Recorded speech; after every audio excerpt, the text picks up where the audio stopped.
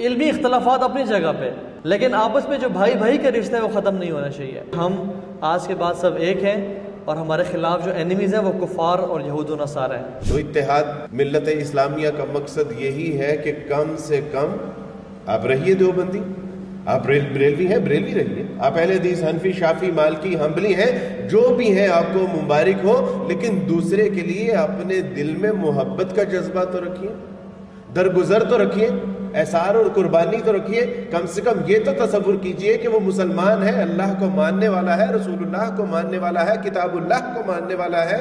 کسی بھی فرقے کا ہے، کچھ بھی ہے، ٹھیک ہے، آپ اپنا کام کر رہے ہیں، آپ اپنا کام کریں، ہم اپنا کام کریں گے.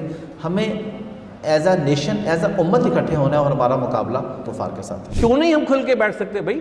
کیوں ہمیں ڈر ہے ایک دوسرے سے؟ ان چیزوں سے نکلے. خدا کا واسطہ ہے، جب ایک گھر کے باہر فوج کھڑی ہو تو گھر والوں کو کم از کم بنیادی اختلافات بلا کر اس گھر کو بچانے کی فکر کرنی چاہیے. اس وقت دین خطرے میں ہے.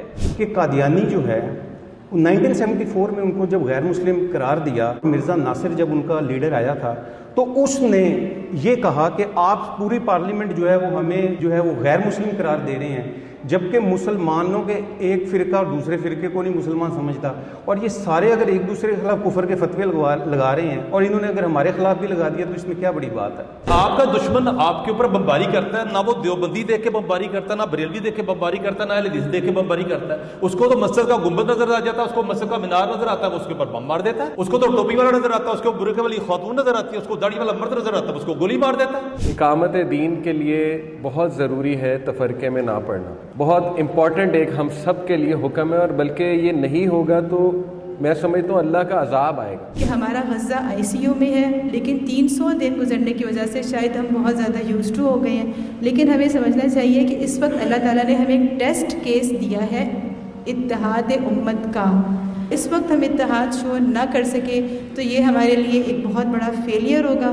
تو ہم نے سب کو بلایا تھا، اکثر لوگ یہ کہہ کے نہیں آئے کہ عبدالواحد بھائی اٹس امپاسبل.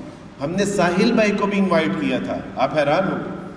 اور ساحل بھائی نے اس وجہ سے شرکت نہیں کی، انہوں نے کہا کہ عبدالوارث بھائی میں نہیں چاہتا کہ میری وجہ سے آپ مشقت میں پڑ جائیں. اللہ کو تو ماننے والے ہیں، رسول اللہ کو ماننے والے ہیں، کتاب اللہ کو ماننے والے ہیں، ہے تو ہمارے بھائی. تو آج ہم جتنی اسلامی آرگنائزیشنز یہاں پر بیٹھی ہیں، جتنے انفلوئنسرز بیٹھے ہیں، اللہ سبحانہ و تعالیٰ کی طرف سے ہم پہ رحمت ہے کہ اللہ تعالیٰ نے ہمیں اپنے وسائل دیے ہیں.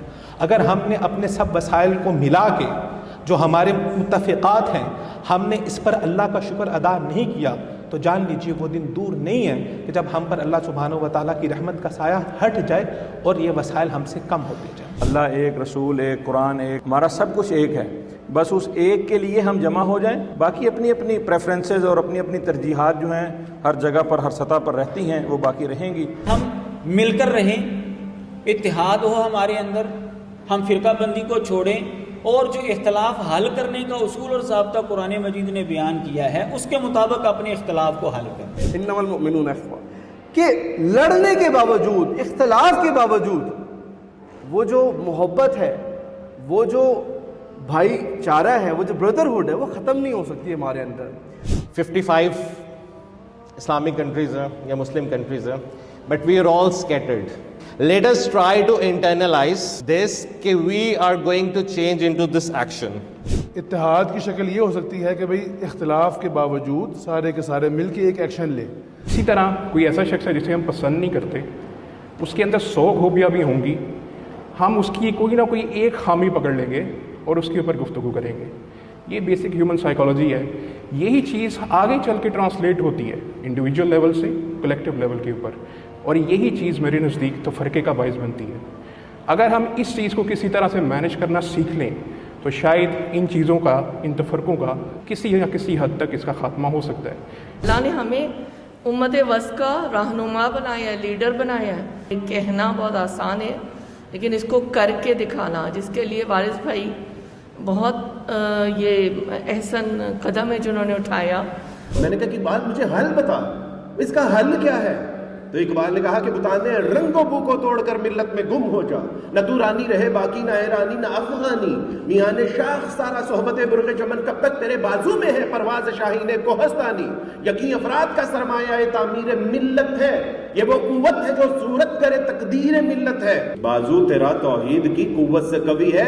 اے اسلام تیرا دیس ہے تو مصطفی ہے, تو مسلمان ہے تو مصطفی ہے. خدا نے رنگوں کو توڑ کر ملت میں گم ہو جا, نہ تورانی رہے باقی نہ ایرانی نہ Create a video of your talents and share it via WhatsApp on 9700491819.